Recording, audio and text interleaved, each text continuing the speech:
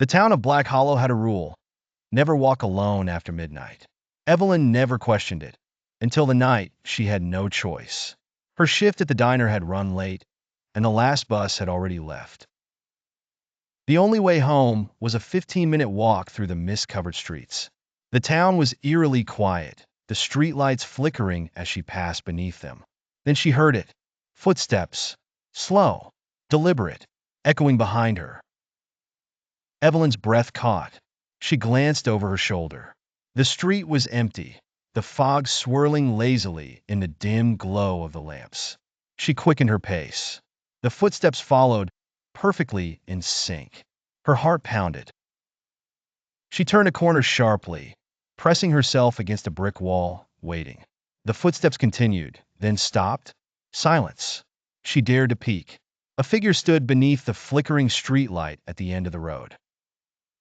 Tall, motionless, dressed in an old-fashioned suit, a wide-brimmed hat casting a shadow over his face. Something was wrong. He wasn't breathing. He wasn't moving. He was just there. Evelyn swallowed hard and stepped back onto the street. The figure remained still. She forced herself forward, keeping her eyes ahead.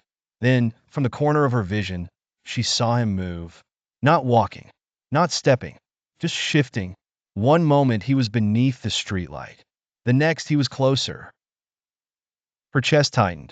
She ran. The fog thickened, swallowing the streets around her. The footsteps returned, faster now, almost gliding. Her house was just ahead. She fumbled for her keys, breath ragged. As she reached the door, a cold breeze brushed against her neck. A whisper. You shouldn't have looked. She turned, heart hammering. The street was empty. The fog thinned, revealing nothing but quiet houses and darkened windows. Evelyn stumbled inside, locking the door behind her. She pressed her back against it, gasping for breath. Silence. She let out a nervous laugh. Maybe it was her imagination. Maybe a shadow moved across her living room window. Slow, deliberate. The whisper returned, closer now. You shouldn't have looked.